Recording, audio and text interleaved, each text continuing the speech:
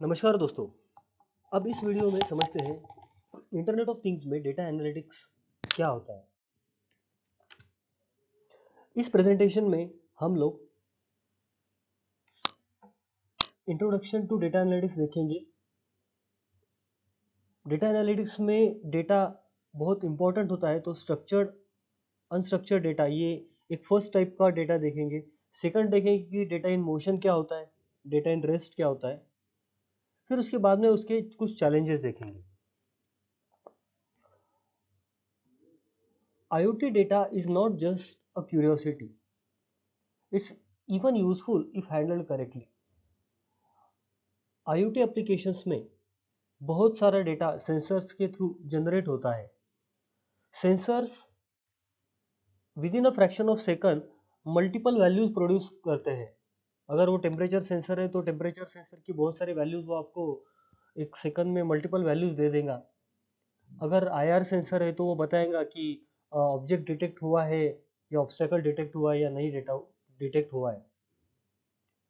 तो IoT का जो डेटा है जो गैदर हो रहा है अभी, अगर हम लोग लार्ज स्केल पे इंडस्ट्री के पर्सपेक्टिव से अगर सोचेंगे तो अपने को ये समझ में आएगा कि एक एक मशीन के ऊपर हंड्रेड्स 500 1000 सेंसर्स होते हैं।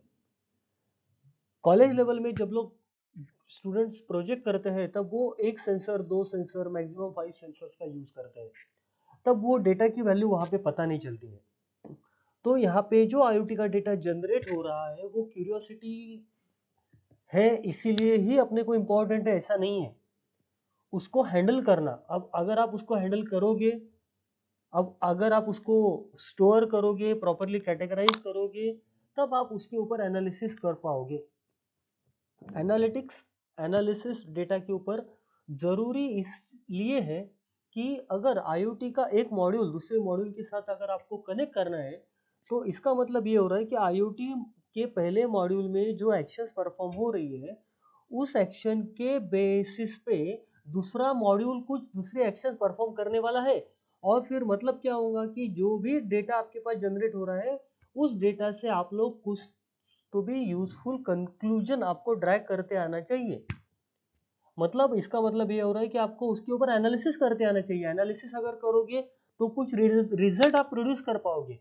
अगर आपने रिजल्ट प्रोड्यूस किया तो उस बेसिस पे दूसरा जो मॉड्यूल है वो फिर उसके एक्शन परफॉर्म करेगा।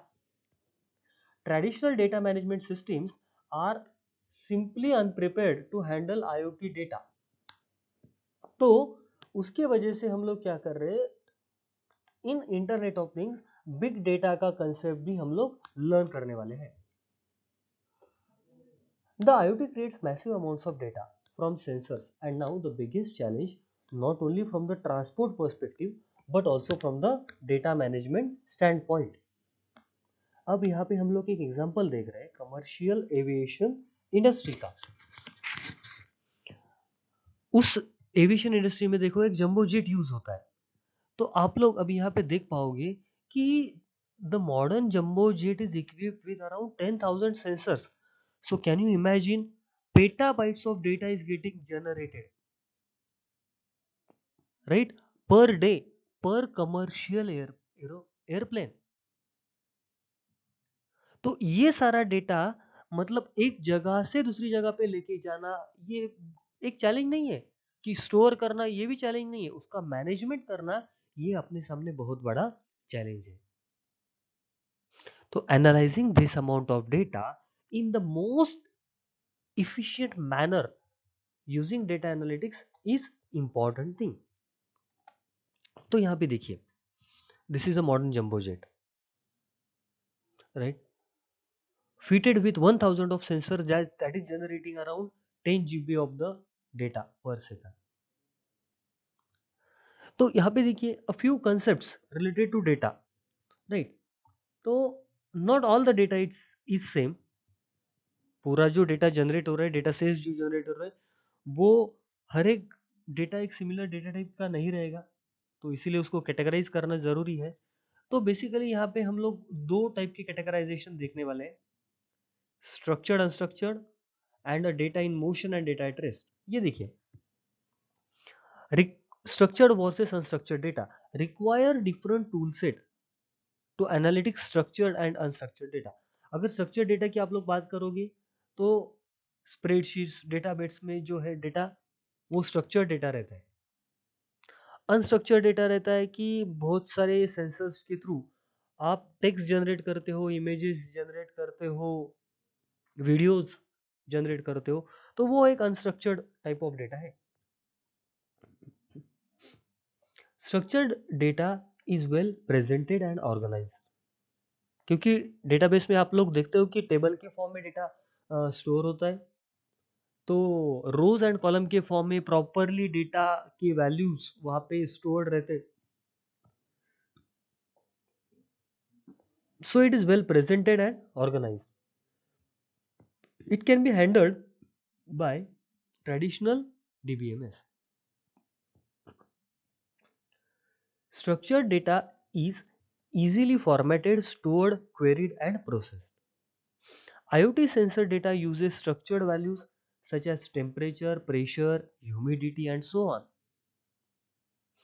which are all sent in known format. मतलब जो डेटा जनरेट हो रहा है तो उसका डेटा टाइप भी अपने को प्रीवियसली पता है, राइट?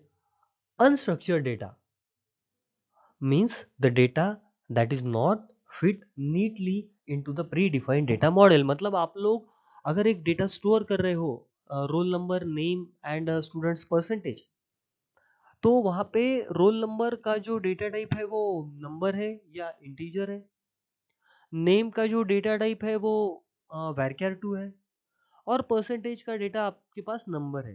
तो आपको पता है कि ये तीन टाइप के ही वैल्यूज आपके डेटाबेस में आने वाले हैं। लेकिन अनस्ट्रक्चर्ड में ऐसा नहीं है। वो बोल देंगे कि आपको ईमेल आईडी इंसर्ट करना है रैंडमली किसी लिमिटेड नंबर ऑफ स्टूडेंट्स का। वो बोलेंगे कि आपको ग्रेड इंसर्ट करना है 2 बच्चों का। तो you can imagine this is the kind of the unstructured data that we need to actually focus on. Data type includes the text, speeches, images. Data analytics methods that needs to be applied to unstructured data such as cognitive computing and machine learning. Machine learning applications. So you can see natural language processing to decode the speech. इसमें unstructured data generate होने वाला है. Image facial recognition applications to extract critical information from still images and videos. Smart objects in IoT network generate both structured and unstructured data. Structured data is more easily managed and processed. Unstructured data can be harder to deal with and typically requires very difficult analytics tools for processing the data. After classification, structured and unstructured, then appropriate data analytics solution can be applied. तो बाद में अपने को क्या करना है कि data analytics करने का है, तो इसीलिए पहले डेटा का कैटेगराइजेशन करना जरूरी हो रहा है यहाँ पे। एक अनदर टाइप ऑफ डेटा की कैटेगरी कौन सी हो सकती है? ये हो सकती है कि डेटा जो ट्रांजिट में है और डेटा जो स्टोर्ड है। For example data in motion, client server exchanges such as web browsing. Web browsing में क्या होता है, आपके कंप्यूटर पे जो आप लोग डेटा देख रहे हो वो डेटा अवेलेबल नहीं होता है, वो सर्वर पे डेटा रहता है, तो रन टाइम आप उसको क्या करते हो, एक्सेस करते हो। तो इसका मतलब क्या हो रहा है, वो डेटा इन ट्रांजिट है, वो डेटा इन मोशन है। And file transfers, email, so at edge level data filtered and deleted or forwarded to the fog node. Now, fog node means the intermediate node. Edge node means the sensors. Fog node means the devices that you are using like Arduino, Raspberry Pi in the IoT application development. Edges process the data in real time while the data is in the motion. Real-time streaming analytics tools in Hadoop ecosystems are used. Data at rest मतलब जो data stored है, for example data stored in your hard disk, आपके computer में hard disk है, वहां पे data अगर stored है तो वो भी डेटा है, लेकिन वो स्टोर डेटा है।